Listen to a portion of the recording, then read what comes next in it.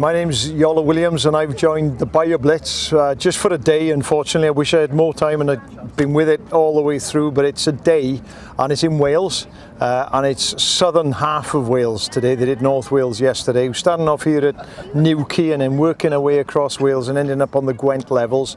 And I'm delighted that Chris has brought the team over to Wales just to focus attention on our wildlife, our countryside and some of the issues that they face. You'd look out, you'd think, wow, there's nothing wrong with this place at all. There's no threats, no dangers. But unfortunately, yes, there's a huge one and it's going on right now.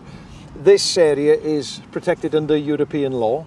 Despite that, the Welsh Government gave the go-ahead for scallop dredging in Cardigan Bay. Now, scallop dredging is one of the most destructive forms of fishing you can get. You basically, you plough up the seabed and you destroy whatever's there. Whatever's there, brittle stars, starfish, crabs, lobsters, everything. You destroy everything that's there.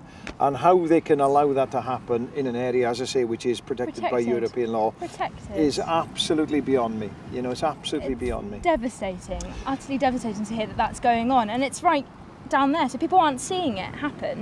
That's the worst thing. The best analogy I can give you is it's like finding a brilliant hay meadow and then getting a plough and ploughing the whole thing up, destroying the whole lot. But exactly what you said, because it's out of sight, it's out of mind, and I've dived here several times. I've dived areas before they were dredged and afterwards, and the devastation is unbelievable.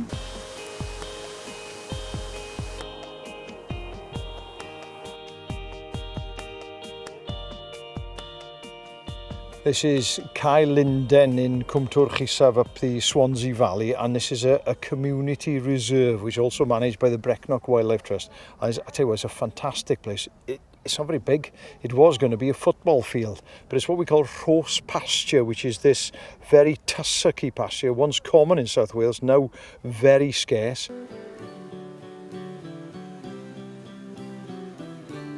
Yola, it's part of your patch, this Newport wetlands. I don't know it terribly well. What's its strength?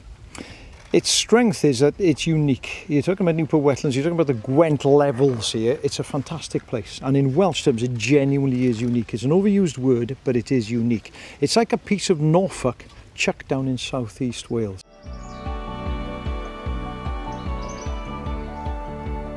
We have in Wales what's called I can't remember the full name of it, but it's a Future Generations Bill. It's a bill that was passed a couple of years ago, telling future generations we will do our utmost to provide you with adequate health and education and environment, amongst other things.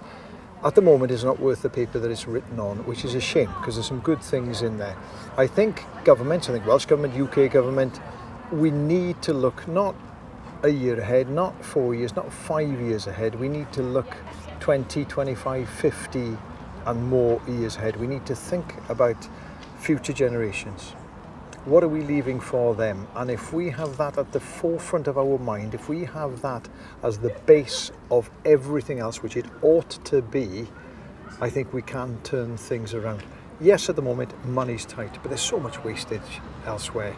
We need to get our priorities right. And when we persuade the 80% of the people who don't really care that much about the environment, when we persuade them that a healthy environment actually means you having clean water, actually means you having clean air to breathe, actually means you having somewhere to take your kids so that they can play, they can kick a football, they can kick a rugby ball, they can relax, they can climb trees. That's all tied into it. When we can persuade that 80% that is vital, just as important as having a roof over your head, just as important as being able to feed your kids, I think that's when we win, and that's when we can finally, I think, move forwards.